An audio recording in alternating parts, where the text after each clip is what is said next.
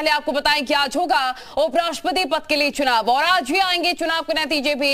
NDA ने जगदीप धनखड़ को बनाया है उम्मीदवार, विपक्ष ने कांग्रेस नेता मार्गरेट अल्वा को उम्मीदवार बनाया है।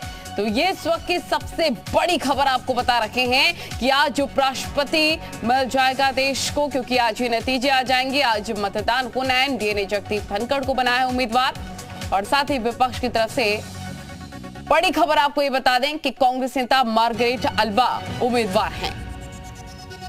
तो आज उपराष्ट्रपति पद के लिए वोट डाले जाएंगे। आज ही के दिन नतीजे भी आ जाएंगे और एनडीए ने जगदीप धनखड़ को अपना उम्मीदवार बना है। तो ये देखिए, आपको हम जानकारी दे रहे हैं उपराष्ट्रपति का चुनाव कैसे, राज्यसभा 243 सदस्य हैं, कैसे ये पूरा गणित बैठता है, कैसे वोट डाले जाते हैं, क्या हिसाब किताब रहता है, ये भी हम आपको बता रहे हैं। बैलेट पेपर से क्योंकि वोट डाले जाएंगे, अपने पसंद के आधार पर प्राथमिकता तय करेंगे सांसद, यानी कि प्रायोरिटी के हिसाब से वोट डाले जाएंगे। और बंगाल के राज्यपाल जगदीप धनखड़ एनडीए उम्मीदवार हैं और इसके साथ ही देखिए विपक्ष ने भी अपने उम्मीदवार मार्गरेट अल्वा पर दांव लगाया है। राष्ट्रपति चुनावों में भी एनडीए की जीत लगभग तय मानी जा रही, जिस हिसाब से हम आपको सदस्य बता रखे हैं। तो एक रिपोर्ट देखिए, उसके माध्यम से समझिए।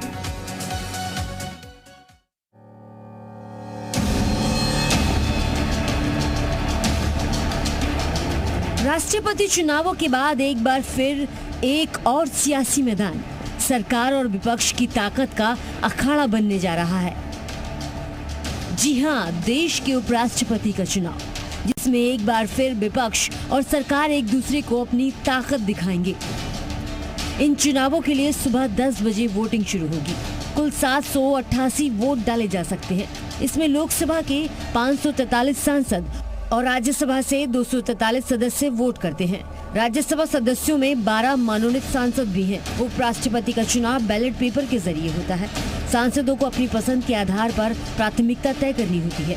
उन्हें उम्मीदवारों को 1-2 की तरह प्राथमिकता देनी होती है।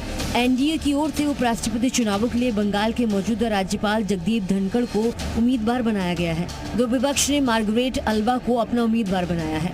राष्ट्रपति चुनावों की ही तरह इस बार भी एनडीए की जीत लगभग तय मानी जा रही है। बीजेपी अपने अकेले दम पर जगदीप धनखड़ को चुनाव जिताने की स्थिति में है।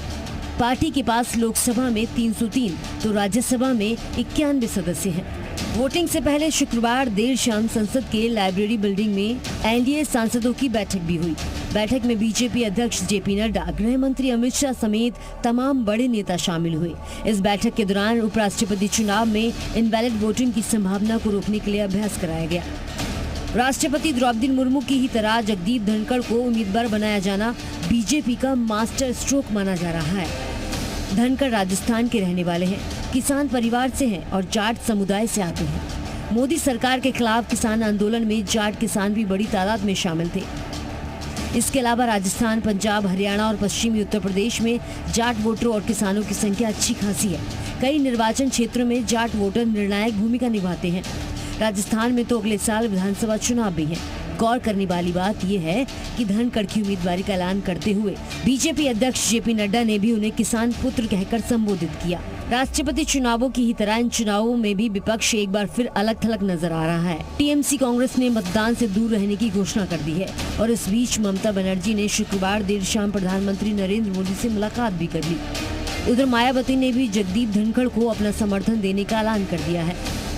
उपराष्ट्रपति चुनावों में भी विपक्ष की ताकत एनडीए और बीजेपी के सामने लगभग खत्म सी नजर आ रही है। अगर राष्ट्रपति चुनाव 2024 की जीत का रास्ता था, तो क्या उपराष्ट्रपति चुनाव उस जीत की मोहर होगा? तो सुमित हमारी सहयोगी तमाम जानकारी के साथ दिल्ली से हमारे साथ लाइव जुड़ गए, उन्हीं का रुख कर लेते हैं। सुमित, उपराष्ट्रपति पद के लिए आज वोट डाले जाएंगे, तो वेंकैया नायडू के बाद उपराष्ट्रपति नए देश को मिल जाएंगे। वोटिंग को लेकर क्या अपडेट?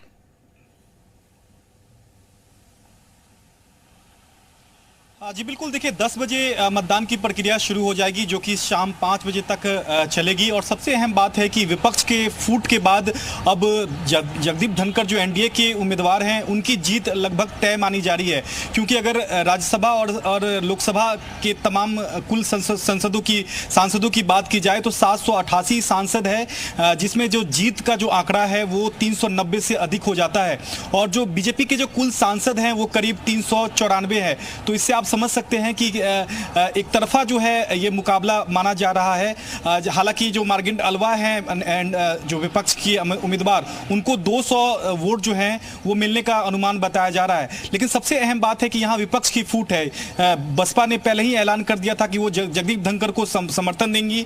इसके अलावा टीएमसी ने कल प्रधानमंत्री से मुलाकात की थी, ममता बनर्जी ने मुलाकात की थी, और टीएमसी ने भी इस राष्ट्रपति उपचुनाव से अपने आप को दूरी बना लिया है। तो कहीं ना कहीं एक तरफा ये जो कांटे की टक्कर बताई जा रही थी, अब एक तरफा मुकाबला देखने को मिल रहा है। तो शाम के 5 बजे तक ये मतदान की प्रक्रिया चलेगी, जिसमें जो मनोनीत सांसद हैं, खासकर जो राज्यसभा के, वो भी मतदान में शामिल हो सकेंगे। और बताया ये जा रहा है कि करीब 400 से अधिक जो वोट हैं वो मिल सकते हैं जगदीप धनखड़ को। तो देर शाम तक देश को नया उपराष्ट्रपति जो है वो मिल जाएगा कि आखिरकार जगदीप धनखड़ उपराष्ट्रपति होंगे या फिर विपक्ष की मार्गिंड अलवा होंगी, ये तस्वीर साफ हो जाएगी। लेकिन जो फिलहाल जो मैंने अंक गणित है, आंकड़ों का अंक गणित तो यही बताते कि उपराष्ट्रपति रेस में धनखड़ आगे चल रहा है। जी बिल्कुल, देखिए बीजेपी के सांसद ही यहाँ 394 हो जाते हैं और जीत का जो एक तरह से आंकड़ा है वो 390 से अधिक होता है। तो यहाँ टीएमसी ने दूरी बना ली है। इसके अलावा बसपा का समर्थन है, कुछ और दलों का समर्थन है। तो ऐसे में एक तरफा ये मुकाबला माना जा रहा है। जहां तक बात की जा रही है आपके पास शॉर्टिंग अपडेट्स के लिए बहुत